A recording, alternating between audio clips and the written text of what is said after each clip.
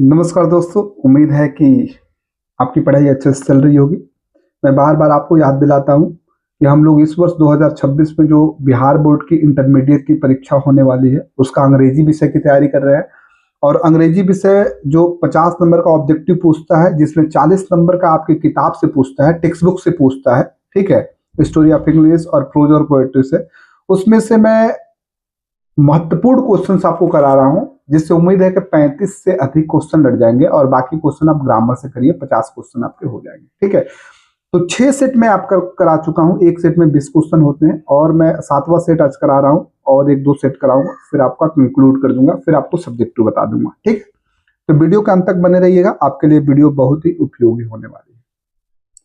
पहला क्वेश्चन है, the people have chosen to make me the head of this family for a certain time. Who says this? इसको समझिए, line समझिएगा तभी आप आंसर कर पाइएगा। The people have chosen me, लोगों ने मुझे चुना है, to make me the head of this family, इस परिवार का मुखिया बनाने के लिए, फॉर अ सर्टेन टाइम, निश्चित समय के लिए। एक निश्चित समय के लिए क्या किया है? लोगों ने मुझे चुना है कि इस परिवार का मुखिया बन जाइए। हु सेज दिस, इसको कौन कहता है? ये किसके सेंटेंस है? तो ये है ऑप्शन नंबर ए, डॉक्टर जाकिर हुसैन के।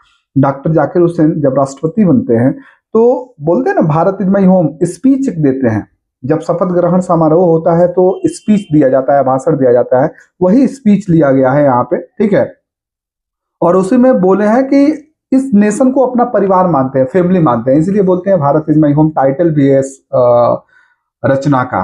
ठीक है, तो बोलते हैं कि लोगों ने एक निश्चित निश्चित अवधि, मतलब 5 साल का ही अवधि होता है ना, 5 साल के लिए मुझे, इसका मतलब होगा चुना है कि इस परिवार का राष्ट्रपति जो होता है ना, देश का प्रथम नागरिक होता है। ठीक है, तो डॉक्टर जाकिर हुसैन के ये वक्तव्य है।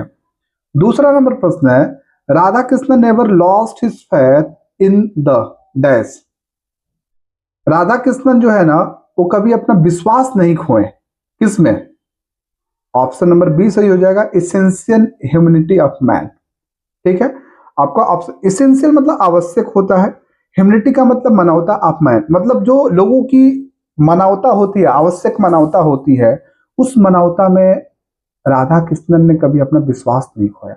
उन्होंने कहा कि नहीं, मानवता विद्यमान अभी भी है लोगों में। ठीक है, तीसरा नंबर प्रश्न है, अर्लियर ही का मतलब कौन? डॉक्टर जाकिर हुसैन।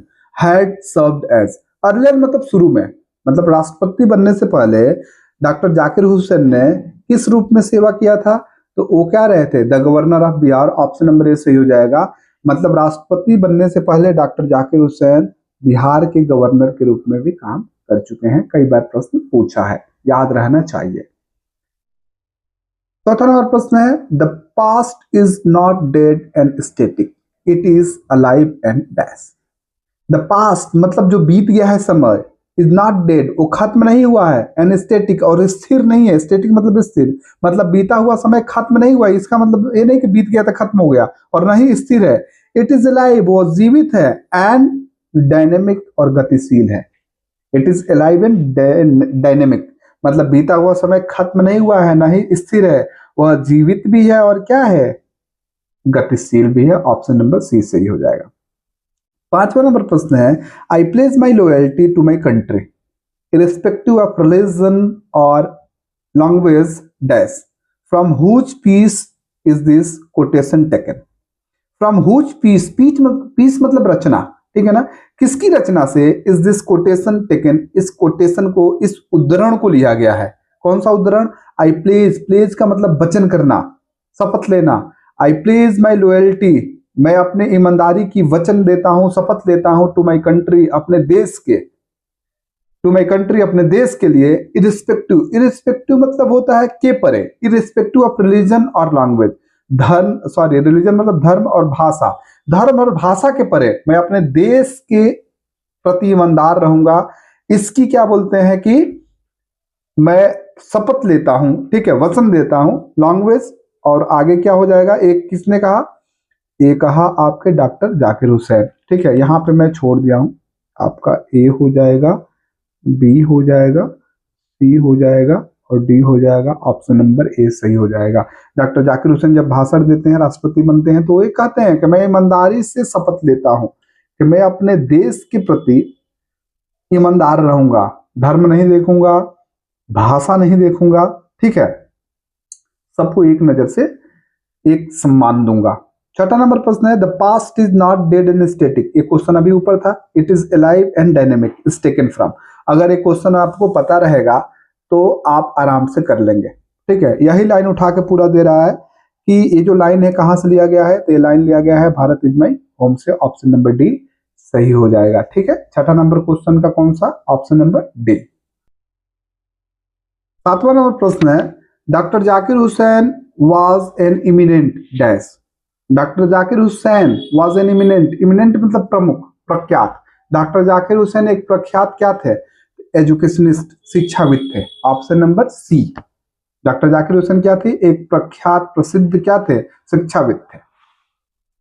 आठवां नंबर प्रश्न है Nanu Kaka wrote a cheque for a dash rupees. Nanu Kaka ने एक चेक लिखा, जो बैंक के लिए चेक होता है ना, चेक लिखा, कितने रुपए का लिखा, वो लिखे थे 1000 रुपए के, 1000 रुपीज, 1000 रुपए के उन्होंने चेक लिखा था, ठीक है। अगर कहानी पढ़े होंगे तो आपको पता है, धोबी को देने के लिए 1000 रुपए का उन्होंने चेक लिखा था, ठीक है। तो चेक कितने का था, 1000 रुपए का। 9 नंबर प्रश्न है the mother in a pinch of snuff was waiting at the dash for her brother. देखिए अ पिंच ऑफ स्नफ जो आपकी रचना है, आपने जो पढ़ा है, उसके राइटर है मनोहर मालगुवानकर। अब थोड़ा सा समझ लीजिए, मैं बता देता हूं। मनोहर मालगुवानकर क्या है, राइटर है, और मनोहर मालगुवानकर के नानू काका क्या है, मामा है। तो नानू काका मनोहर मालगुवानकर के मामा हुए, तो इनकी मम्मी के भाई हुए, ठीक है। तो वही कहा जा रहा है कि द मदर, माता किसकी, मनोहर मालगुवानकर के लेखक की माता, in a pinch of snuff was waiting, इंतजार कर रही थी, at the sorry at the doorstep for her brother. Doorstep का मतलब क्या होता है, जहां पे चौखट है ना, जहां से आप बाहर निकलते हैं, जो चौखट का मेन जगह है वही डोर स्टेप बोला जाता है। तो कहा जाता है कि, कहा जा रहा है कि पिंच ऑफ स्नफ में मां क्या कर रही थी, अपने भाई के आने के लिए, अर्थात नानू काका आने का इंतजार कहां कर रही थी, डोर स्टेप पे कर रही थी, ठीक है। घर के बिल्कुल चौखट पे आके खड़ी हो गई थी। मनोहर मालगुवानकर इज ए या an dash writer. Manohar Malgonkar कैसे राइटर है, तो भाई भारतीय राइटर है, इंडियन राइटर है। ऑप्शन नंबर ए सही हो जाएगा। 11 नंबर प्रश्न है Nanu Kaka stood in the doorway of dash class carriage. Nanu Kaka Delhi आ रहे थे, जो मनोहर मालगुवानकर के मामा है, लेखक के मामा है, तो उनकी माता डोर स्टेप पे अपने भाई के लिए इंतजार कर रही थी, ऑब्वियस सी बात है, ठीक है।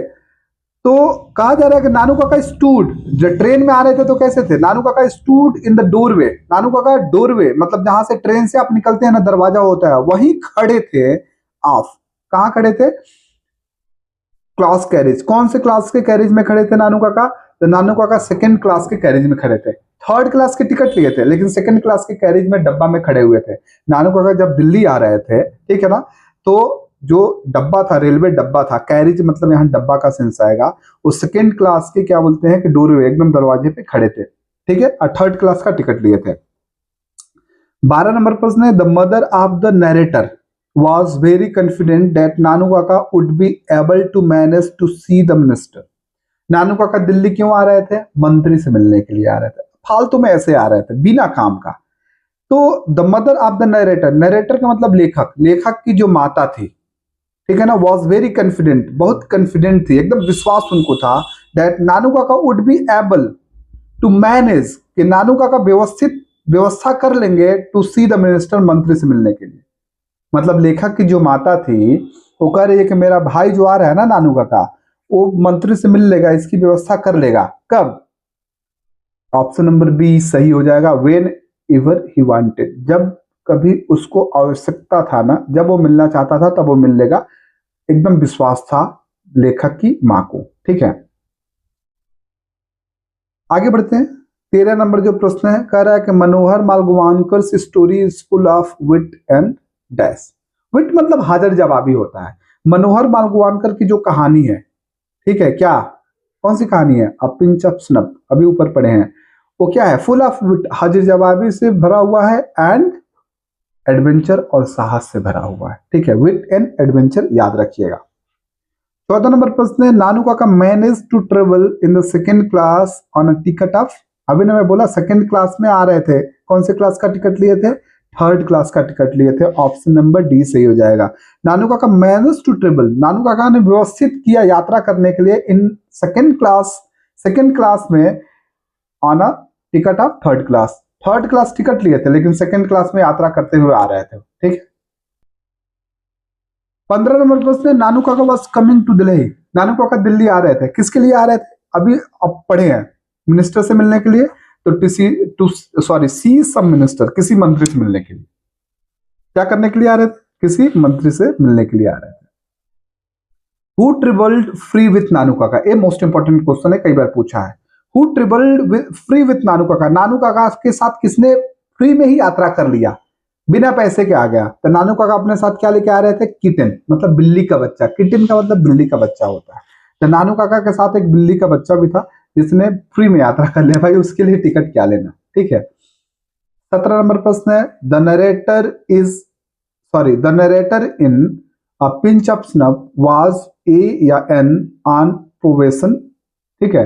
नरेटर का मतलब लेखक के बारे में कहा जा रहा है, the narrator in a pinch of snuff, जो लेखक हैं पिंच ऑफ स्नफ के, उन्होंने क्या बताया है, वाज ए या एन, तो क्या थे, was an under secretary on probation पे थे, अस्थायी तौर पे अभी अंडर सेक्रेटरी थे, मतलब सचिव, अंडर सचिव थे, ठीक है। क्या उस शब्द का हिंदी नहीं याद आ रहा है, अंडर सेक्रेटरी के रूप में क्या बोलते हैं, काम कर रहे थे। सीधी सीधी बात है कि मनोहर मालगोवानकर जिन्होंने पिंच ऑफ स्नफ लिखा है ना, तो उन्होंने अपने बारे में बताया है कि जब मामा जी आ रहे थे तो मामा जी को लाने जाना था स्टेशन से, तो जब आप कहीं अस्थायी रूप में काम करेंगे ना, तो आपको छुट्टी लेने में भी हिचक होती है, काम से मत निकाल दे, तो वही कहा जा रहा है कि द नरेटर जो है, लेखक जो है मनोहर मालगोवानकर, पिंच ऑफ स्नफ में क्या बोलते हैं, क्या बताया, वो प्रोबेशन मतलब वो अस्थायी तौर पे अंडर सेक्रेटरी के रूप में काम कर रहे थे, ठीक है, अंडर सेक्रेटरी याद रखिएगा।